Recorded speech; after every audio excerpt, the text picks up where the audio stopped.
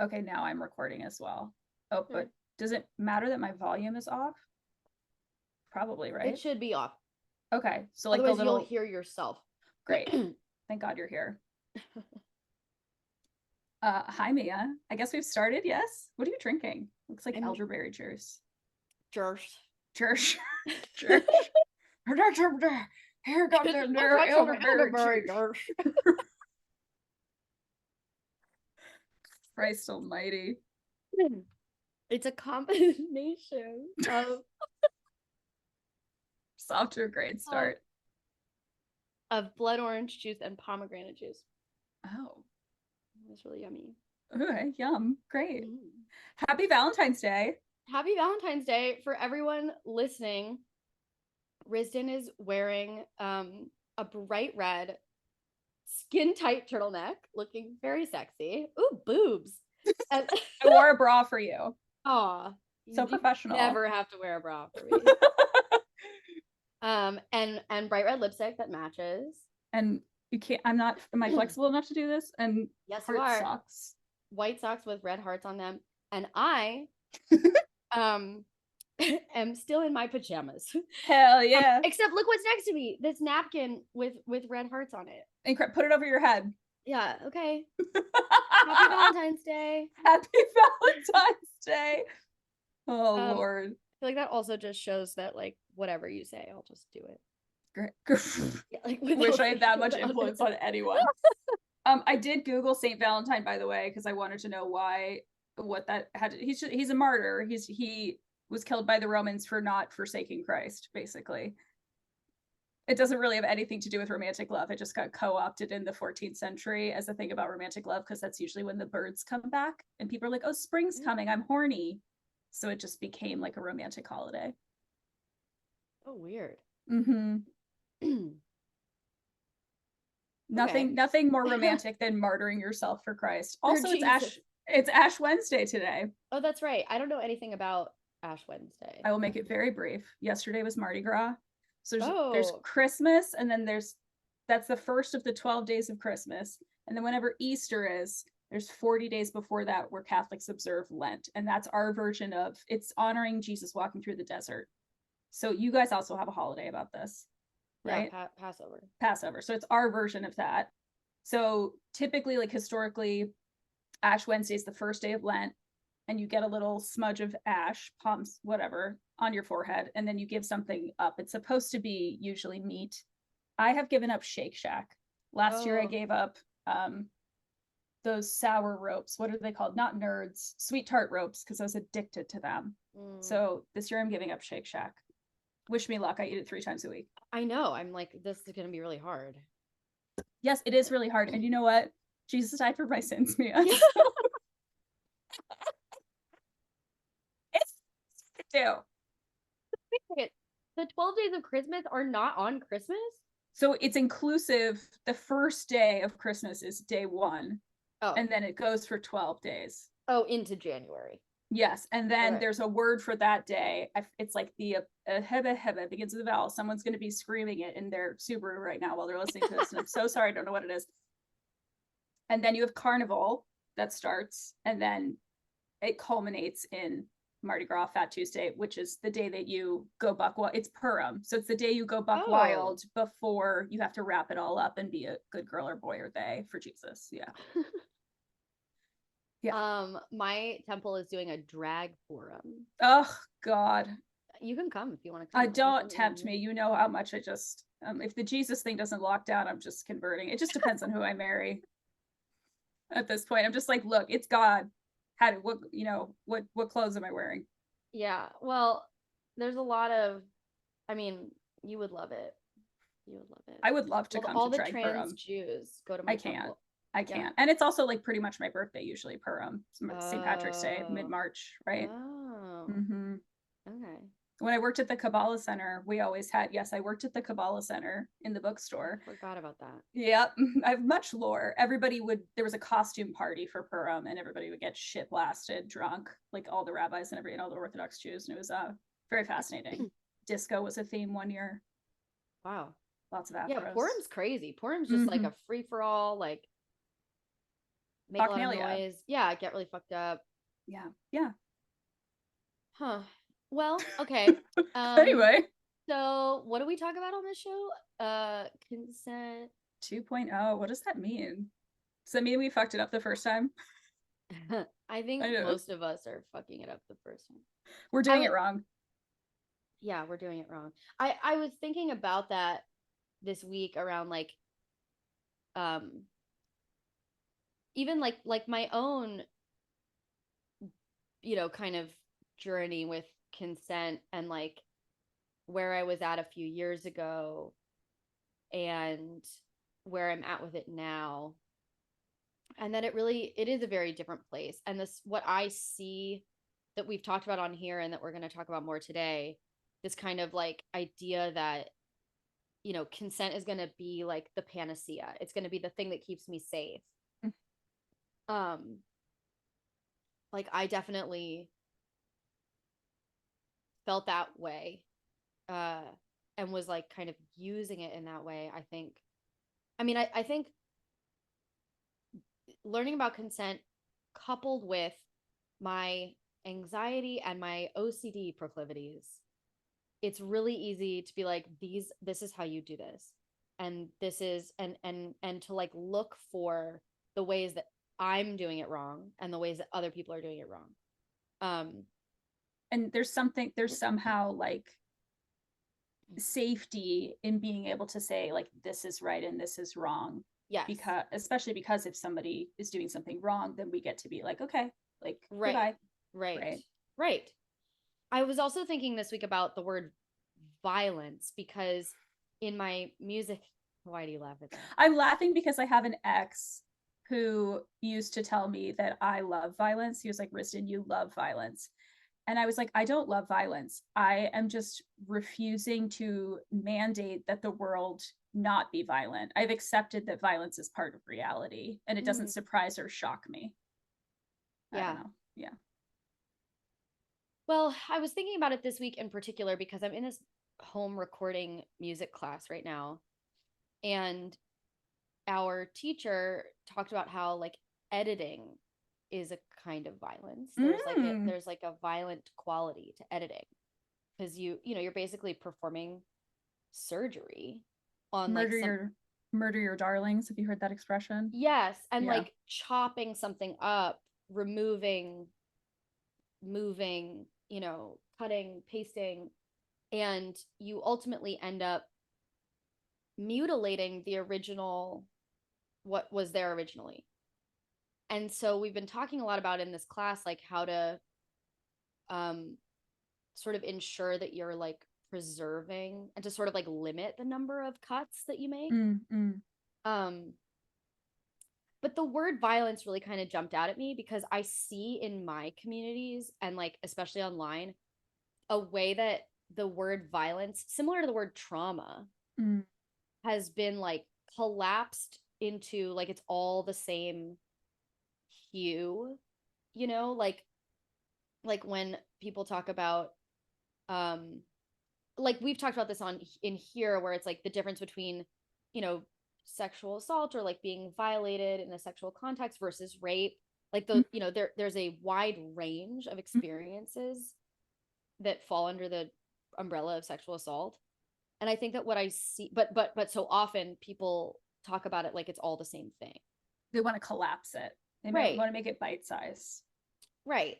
So that we have like one term for all of these experiences. The term is capital L, literal, capital V, violence with a little trademark symbol after it. I got that from Curse Cancellations. It's like, this is literal violence. It's like, is it literal violence? Literal violence? My friend said genocide is like actual genocide is not genocide. Genocide is when something happens that I don't like. Right. Like there's this sort of co-opting of language. You know what I mean? Yes. So I was thinking about the word violence and how it gets thrown around, like truly thrown around, where it's like, you didn't like ask if it was okay to touch my arm, violence, literal violence. So yeah. And like the problem I think with that is twofold. One is like, if that feels as bad as like getting punched to the face, let's say, to you, then you are living in like a state of hyper vigilance, constant threat. Like that is so bad for you. Like just the stress of that. Information for you, right? Yes, yes. And then the second thing I think is like, if you're saying that someone touching your arm is violence because they didn't ask permission, like, then are you also asking yourself about like what you are doing that someone else might consider literal violence? Probably not, is my guess. Mm-hmm. So yeah, that's where my mind has been at with violence, and I think it ties into, yeah, this way that consent has started. I've seen it become used as like this tool for punishment and a way to like bypass the hard work of relationships. I think that's exactly what I was going to say. The hard work of relationships Yeah. is the dance of your needs, your trauma, my expectations, your expectations, and like just this thing of like people trying to connect with you or whatever. And I had a thing recently with somebody. I ended a relationship with them, and then we ended up having a reparative conversation, and then negotiating, navigating like what does this new thing look like moving forward, and realizing that like and I feel like this is like when you get to another level of understanding about consent, is being like, what is mine, what is theirs, and what you end up, Domains. yes, and what you end up finding is that like most of it's mine. Right. Like this person is maybe not quite hearing me in a way that I would prefer to be heard, but their intention is really lovely, and I have trauma and activation, and I'm having a response to this that I need to own. Like this person wanted to give me a Valentine's Day gift. We weren't dating, and I was feeling really activated and conflicted because part of me liked it, and part of me, like my brain was like, this is how I want to be courted. I like to be pursued heavily, like to be pursued it like in a Scorsese level way, but like but also my nervous system was like wigged the fuck out because I felt like my no wasn't being heard. And so in communicating that to this person, it was very like, this is not you doing something wrong. This is me having a response that I need you to understand and respect. And we're going to move forward in behavior that reflects my needs, basically. But you haven't done anything wrong. But don't you think that not listening to your no is not right? I think, yes, I think in the conversation, I'm going to switch my gum and it's going to be gross. So hold on. Don't smoke, kids, because then you'll be the nasty girl that chews Nicorette on a podcast. I think my no wasn't as, it wasn't like, I know myself to be somebody who is a little bit of a people pleaser and is a little bit like, can engage in like politesse. And I think perhaps my no wasn't clear. Mm-hmm. I also think this person is a golden retriever. Mm-hmm. And one of the things I like about them is they're so optimistic and they pursue things with vigor. So it's not an indictment of their character that I sometimes need to be like, hey, do you know what I mean? This is like one of their flaws, is that sometimes they get overexcited and I have to be like, yo. Yeah. Yeah. I don't know. I think it's tricky because I think It there's is. like there's this is an example of like something, I don't know, like I think about okay, so I was recently dating someone and she's really allergic to my animals. And she like really downplayed how allergic she was before she came over. Like she was like, I'm just a tad allergic. Mm-hmm. And I was like, okay. So I set my expectations accordingly. And she came over and within 30 minutes was like, I have to go. Mm. you know, and like I have friends who are allergic, who are very openly like, I'm allergic to cats, and like they come over for hours. So my expectations were set up in such a way where I was like, okay, so like maybe she can sleep over from time to time. Maybe she Mm-hmm. can't sleep over, but she could stay, you know, till later, whatever. And I felt a little duped, Mm. right? Because I was like, my sort of like dishonesty tingles went off. Like I Mm-hmm. was like, you weren't honest with me. Mm-hmm. And I have so much, but like this is an instance where I'm like, I totally get it. Like this is like wishful thinking. You Mm-hmm. know, she Mm-hmm. wants to be able to stay over. She wants to be able to come to my place. Mm-hmm. So like I can completely understand where that's coming from. That's not violence. That's It's not, it's you're right. not a liar, you No, know? no. Yeah. It's like, No. oh, it's information, and it's a little bit of a kind of like, all right, let's like put a little like post-it note here because maybe this is a pattern, which Right. could be a problem, Right. right? So Like, let's say yes.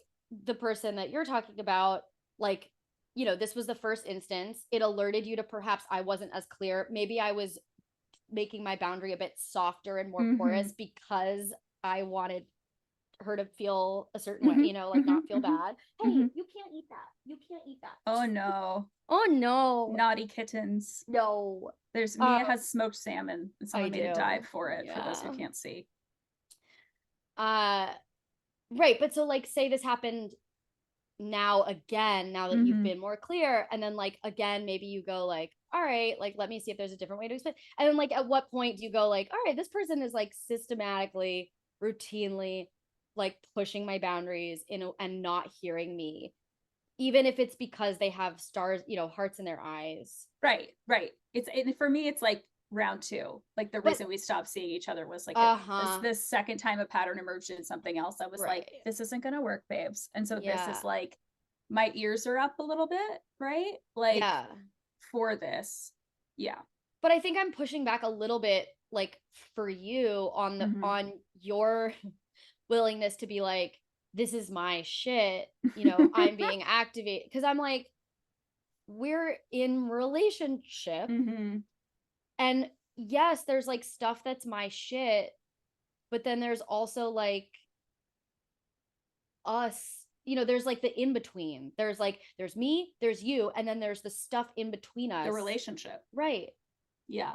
Yeah. And I think it's exactly. It's like Risden had a terrible week at work with people not Yes. respecting her boundaries. So, yes, she's a little activated. This person in my life is somebody who pursues things with 1,000 fiery suns. And the in between is I have set a boundary around how Right. this relationship needs to be. And I don't think it's being heard. Right. Right. Yeah. Which is a little red flaggy. Yeah. It's red rosy, actually, it turns out. In Uh-huh. fact, there were red roses. Yeah. And I was She like, you already can, bought them. I was like, you should keep Enjoy those for those flowers. yourself. Yeah. Whoa, dude. I know. And it's hard because I joke that I'm a deeply romantic person except about sex. I'm like, I don't think sex is romantic. It's whatever. But I like being pursued in this way. So it's really interesting to be in a dynamic where I'm like, I actually really like this in theory and in general, but right now, with these given circumstances, I Yeah. want to run away from you and change my name. Right. It's making you feel avoidant. It's a really nice way to put it. Yeah. Well, and it was a really interesting thing. I mean, I feel like the biggest thing I got from taking your consent educator course is Shameless plug. I'm like, I was literally like, coming soon, sign up online. I'm teaching a guest class. But the noticing where my brain tries to talk my body into things, and that oftentimes my body doesn't quote make sense. My body often just goes, don't like it, don't like it. You Yeah. know, where I just have a kind of ick, and I don't. My brain is like, but your ick doesn't make sense. You should behave this way. This person's being nice. Blah blah blah. To just, I feel like my growth as a person is about being like, doesn't have to make sense. Yeah. Like I just have an ick, and I'm going to communicate that ick. Right. Trying to honor that feeling. Yeah, I feel like there's a lot of like jargon, especially online, um around like boundaries and like this is how you set a boundary and relationships and like attachment and mental health stuff. And then in real life it's like, well, what happens when I just am like, ooh, I don't like it. right, it's not, you haven't done anything wrong, like I don't have to put this into XYZ speak of like, when you do this it makes me feel this. NBC, Right, what's like the I don't, offer? NBC, yeah, like is this for you or for me? It's like, yeah, there's just like a lot of moments in real life relationships that's like, we don't need to pull out the wheel of consent poster to like plot where we are. Feelings wheel. Like, right, we can just be like, can you not do that? Yeah. Like I asked you not to pursue me right now. Mm-hmm. Like you're not like a bad person. No, and I might be very interested in dating you quite seriously in a minute. And even in this exact action. Mm-hmm. Mm-hmm. Yeah, but I'm gonna need you to show me that you're somebody who can show up in the way I need as a friend before. Yeah, and hear me. Mm-hmm. Yeah. So I have an example from recently about the feeling of like my body having a really strong reaction and my brain being like, what the fuck is going on? So I told you I got like kind of picked up in a very cute way at this wrap party. And the first time that we were like, when we were texting that night, I was so nervous, like got hot and like afraid to check my text and like had to poop type of like stomach upset. Just from being like I had this, I don't know, sort of well, okay, I'll back up. So like, that thing of like, so I had a friend, we kind of lost touch. But like a year or so ago, we were out and they were like very obviously flirting with the bartender. And like, I'm really sensitive to that as someone who's worked in food service. I'm like, don't hit on the people while they're working. But they were being like very sort of aggressive about flirting with this bartender who's like trapped behind the bar. That's yeah. like why I didn't bartend, because you can't escape. No, you can't. Right. So this friend like asked for his number, like just while he's working, and he goes like, well, I have a girlfriend. And this friend was like, well, that's very presumptuous of you. Like, I wasn't like, what makes you think I was asking? Yeah. Like, what, are you asking him for tax advice? Right. Like, why do you want his number then? Like, please. It really irks. Is this a white woman?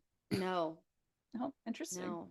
Interesting. So, shocked. Yeah, I know. Shocked and surprised. I was really put off by this. And like, we had enough of a friendship that I was like, all right, like they're just, that's where they're at, and that's something that I want to be able to do in my relationships. Just be like, that's where you're at, Well, I feel like that's the thing too, is it's like giving people in our lives a level of grace to like be annoying, fucked up, problematic, whatever, to a degree. Do you know what I mean? And they were like kind of drunk. And like, yeah, I wasn't gonna be like, I don't want to be your friend anymore because I just was sort of like, oh, that's weird. Didn't like it. So anyway, so I'm bringing this with that phenomenon of like, I wasn't flirting with you. And so then I like met this guy at this party, and when we were texting afterwards, because I was like, I almost brought a date, I was told I couldn't bring a date, and then it turned out I could have brought a date. So anyway, he knew that I was gonna bring a date and then didn't. And I was telling the girl who I was gonna bring as a date, like, I think I got picked up at this party. And she was like thrilled for me. So anyway, so I was like telling him about that. This is getting long and stupid. Anyway, whatever. I just was like afraid that he was gonna be like, I wasn't flirting with you. Like, that's not why I asked for your number and asked you to take me out dancing. Like, I don't, I got nervous that I was going to get this kind of like, whoa, that's very presumptuous of you. What's the fear? Is it like, oh, I'm a predator because I assumed that? Is that? No, I think it's like that. Yeah, that he could say like, how could you think that I was like, oh, you're so presumptuous and arrogant that to think that I'm like hitting on you, you know? So anyway, there was that. There was the question of like, I wanted to tell him like, I, by the way, I have a girlfriend. Oh, what? What? Oh, okay. They're my, Continue. they're my girlfriend now. Okay. That's how Tennessee says girlfriend. Girlfriend. She's my girlfriend. Um, okay, Tennessee is so Mia's dog, by the way. yes. So all right, so I wanted to tell him like, I have a girlfriend, I'm like dating a few people, and I don't date straight men, and my pronouns. And I wanted to throw up, Risden. Like I was like, I am gonna shit my pants. I have to do this on the toilet. Like, why? Why is this like absolutely terrifying to have this like basic adult dating conversation? And then my mind was like, Mia, does this mean like I was of totally two separate minds of it. I was like, this either means don't do this, like you don't want to go out with him, or this is chemistry. Like this is what chemistry feels like.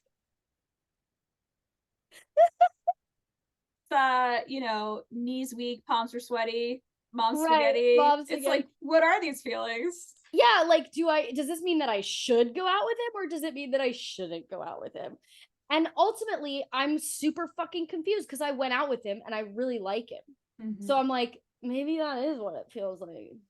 Well, that's like a thing too, right? Like, yeah, people I remember somebody who is a therapist, a friend of mine, he was like, I said something about like, where the fuck is my husband? And he was like, when you meet him, you're gonna be bored. Like, yes. Right. And I was like, I would love to be bored. I don't think I've ever been bored in my life. Yeah. Well, Like, I mean, yeah. I agree with that to an extent, right? Like there's Mhm. like a way that feeling safe feels boring, but there's a way that chemistry can feel overwhelming. Yeah, And it's like, literally like I feel flight when you're like, I need to yes, empty my body from digestion. That's exactly. literally like because I have to run, right? That's we puke Right. or shit Exactly. ourselves. Yes. So like there's a bit of that confusion, that push pull that you're describing, that conflict between like mind and body, where my body is sending me these signals and my mind is like, you're being really confusing right now. Mm-hmm, mm-hmm. What does this mean?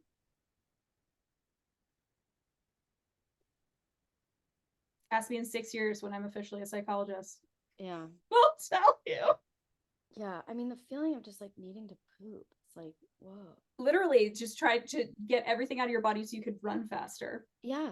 You're like Yeah. into his arms or yeah, where am I him? gonna run to? I don't know. You're just running around at your house in a circle screaming. Like when we were 13 and like Justin Bieber would come on the television. I'm lying about my age right now. But like, it was Britney Spears. And just like have a meltdown because you have all this feeling. Right. My upstairs neighbor, I don't know that they know that I can hear this, but most mornings they play at least one song and just like scream at the top of their lungs. And What's I the imagine song? it's a different song all the time, but it's like a pop song. Hell yeah. Usually. And that's like how they start their day. I'm always like, fuck yeah, go for it. Dude, I wake up to Taylor Swift every morning. Oh, that's great. Because it puts me in a good mood. It was Lizzo for a while. It was Ariana. Like I need like girl pop first thing in the morning. Yeah. I love that one Lizzo album. I don't remember what it's called, but with like on my own soulmate. And oh like, yeah, girl that's power. a great one. Oh my god, I listened to that on repeat for months. Yeah. Mm-hmm, mm-hmm. Okay, hard segue. I think, I mean, probably not. I feel like we're always talking about kind of the same thing. Um, but we wanted to talk about well, I guess we already touched on it, but like this idea of using consent, like thinking that consent is going to keep you safe, and then it becomes this like tool for punishment, when like I think what we didn't talk about is like what we think consent is or can be. So I'll start. Yeah. I think consent is like a beautiful practice of like going within so that you can explore relatively safely, Mm. so that you can take risks, uh so that you can push your limits, stretch yourself, learn and grow and try new things with relative safety, and you have like a process for like, you know, negotiating ahead of time, getting all the information you need, being as specific as possible, doing the thing, and then like checking in afterwards. Um, as opposed to like a way to uh yeah, avoid things that are difficult or uncomfortable, or like things that you don't want to do. Yeah, I think, sorry, are you feeling complete, Mia? Yeah, yes, So feeling I complete. feel complete. I love that your cat is involved in this conversation, by the way. She's staring at my She's breakfast. such, I feel tuxedo cats are such Leos. They just like They're need my to be favorite. seen. It's so important to them. And understandably, look at her. I know.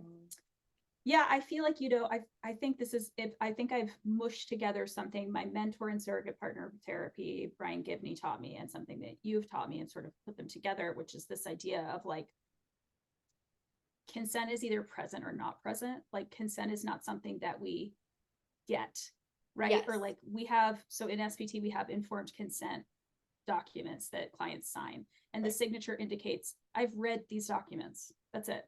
It doesn't mean it's not legally binding consent, right? Like I now agree to do these things. And I think because the legal terminology of consent is so different than what we're talking about, people get them mushed up and confused, right? But to me, consent is both like a practice of like, exactly like you said, there's a spectrum of yes, no, maybe ish in my body that I can feel somatically, right? And then there's outliers of things that are like, fuck yeah, I definitely want to do this. And like, these are no's for me.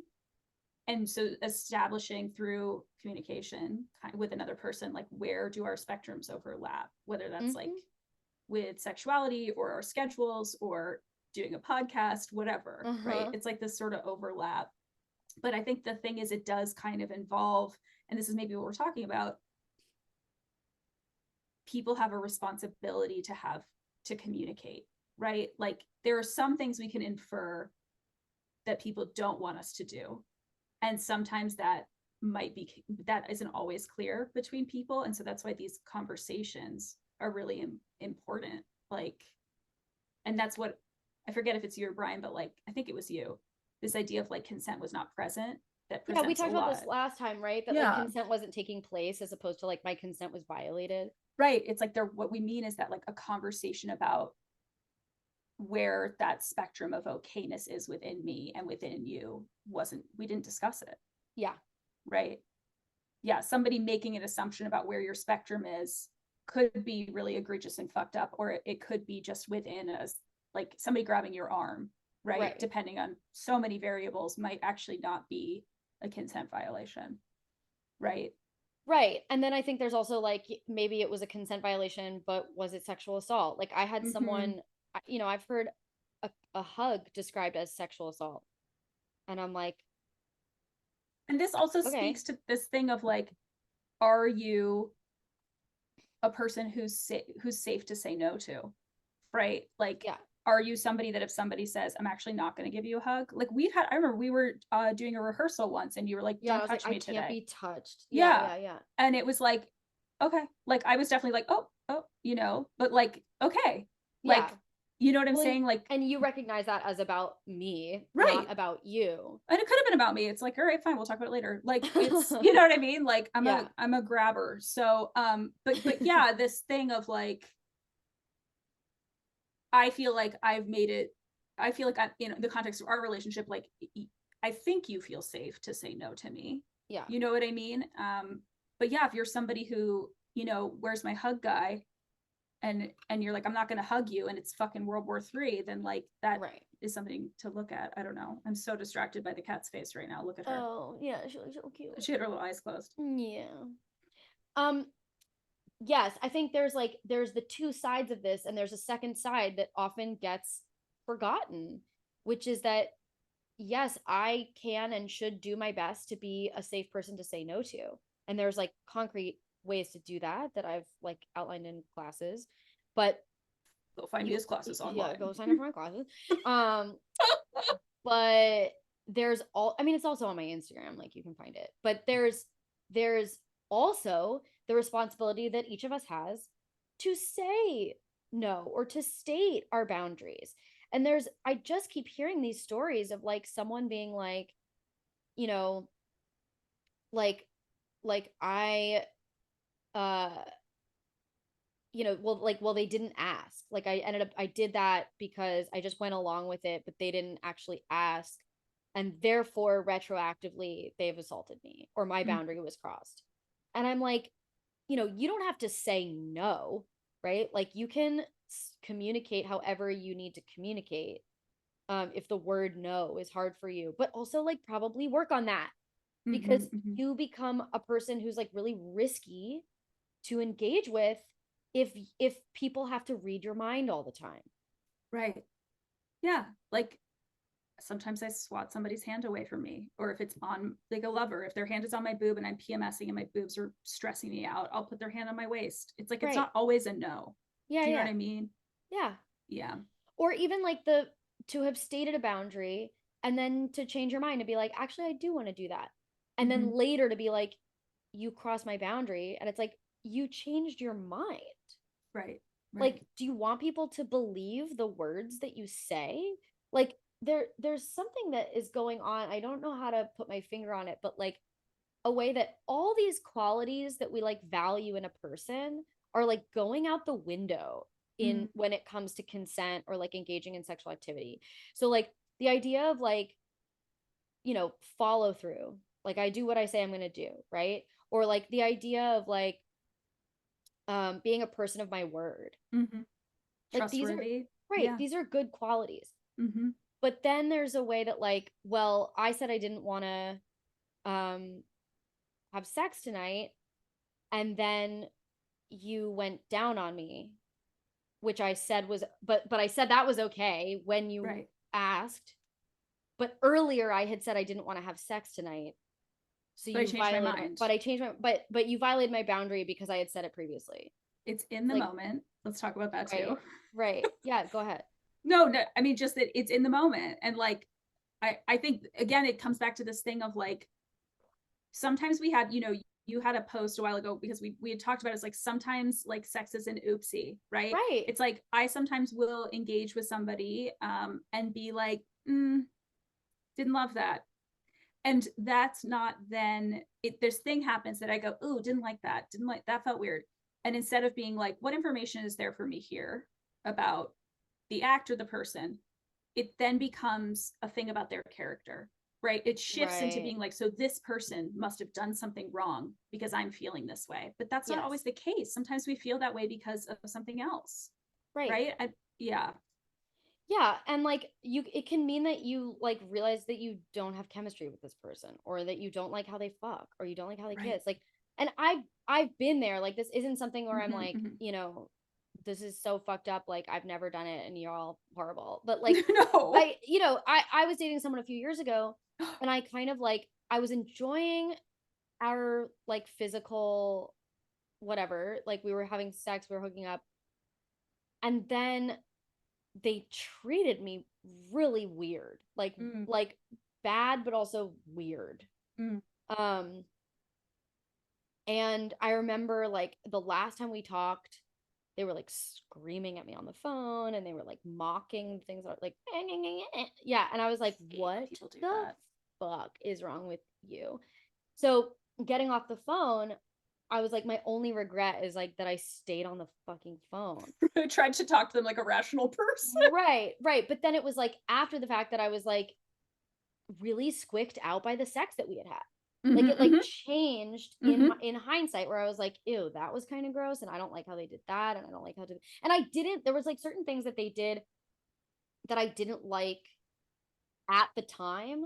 But I think when I had this idea that like there was time for us to like work through I- it or talk about it or whatever, like I felt different about it. yeah, And then once they like treated me this way and I was like, I don't want to see you anymore, I yeah, kind of looked back on it and I was like, I wish I had said something then. I wish that that was right. something that they knew to ask about, you know, but I didn't punish. I wasn't trying to, I just No, was like, I don't want to talk to you anymore. this is like a common phenomenon that like when you break up with somebody, you retroactively you finally get like the nugget of like this person is not the person I thought they were, whatever.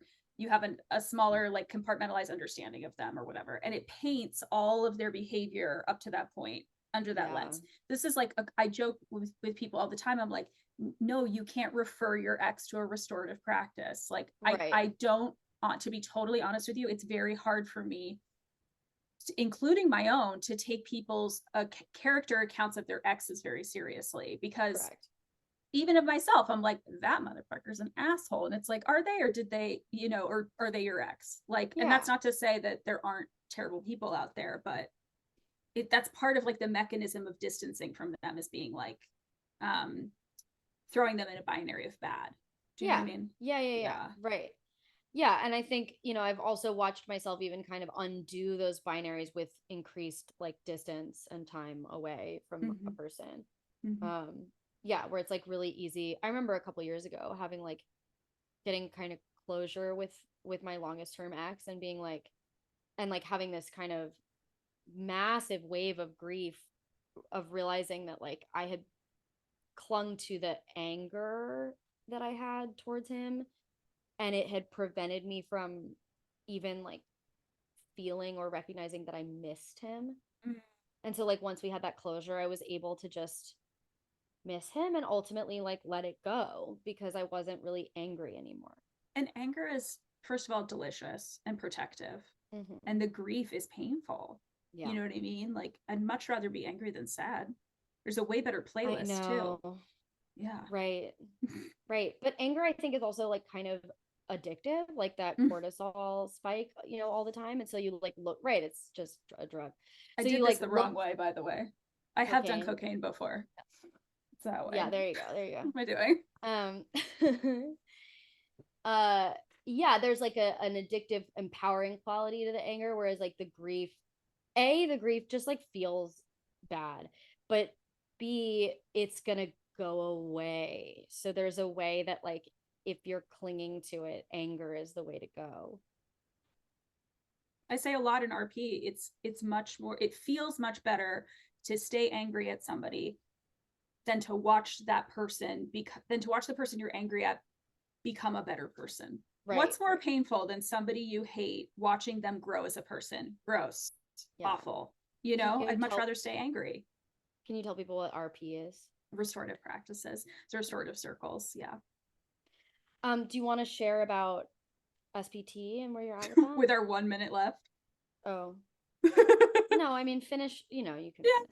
I'll just say that I have decided to take a step back from doing surrogate partner therapy, and to not practice in that modality anymore, because I keep finding that clients, and there's like a political thing in here too, that clients are who don't necessarily need SPT, which is a modality that's great for people with very little relational experience or like long periods of abstinence, right? Haven't been touched in 20 years, for example. Mm.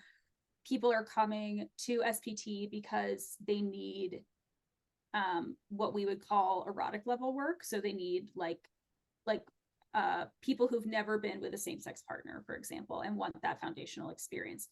People who feel like they're quote virgins and it's age inappropriate, so they need some like foundational skill building to be able to date.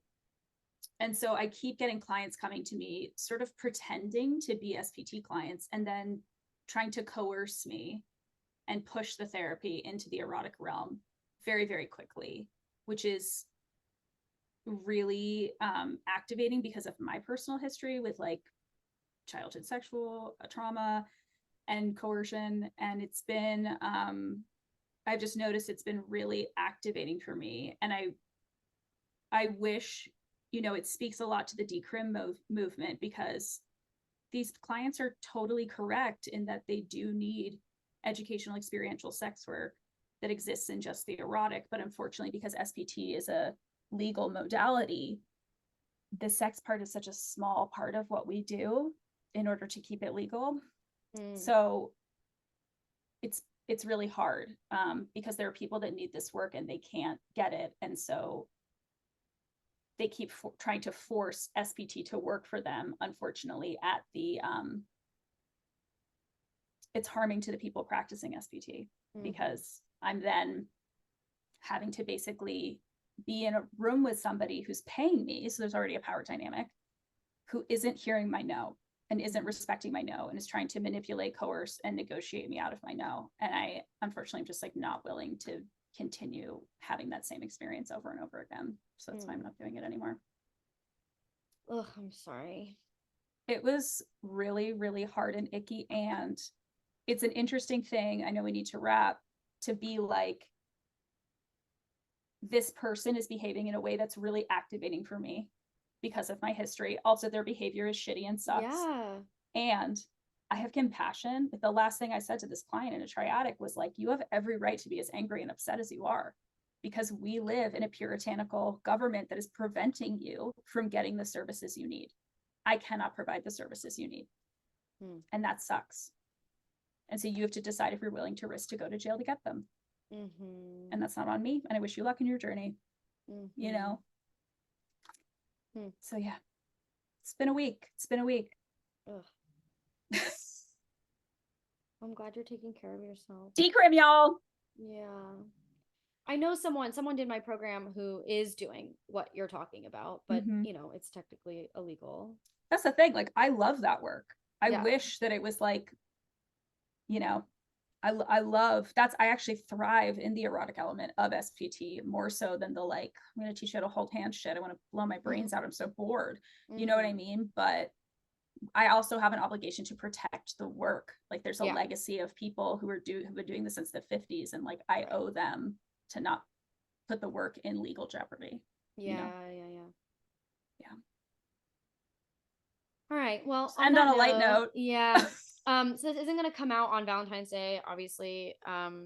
So I hope that everyone had a nice Valentine's Day. I hope you have a nice Valentine's Day. I hope everyone had a really great Valentine's Day. And just remember that Saint Valentine martyred himself for Christ. And that's what this holiday is about. Yeah. So if you really want to get into the spirit of Valentine's Day, you know what to do. Yeah. Risen, I am remembering that we said we wanted to do an episode on incest and we never did. Oh my God. Yeah, we need to talk about that. Yeah. Stay, come back and just like more light topics. Right. I'm not going to tell anyone our take yet, lest they think that we're leave them hanging. Yeah, it's a cliffhanger. Right. Okay, come back for incest next week. Bye.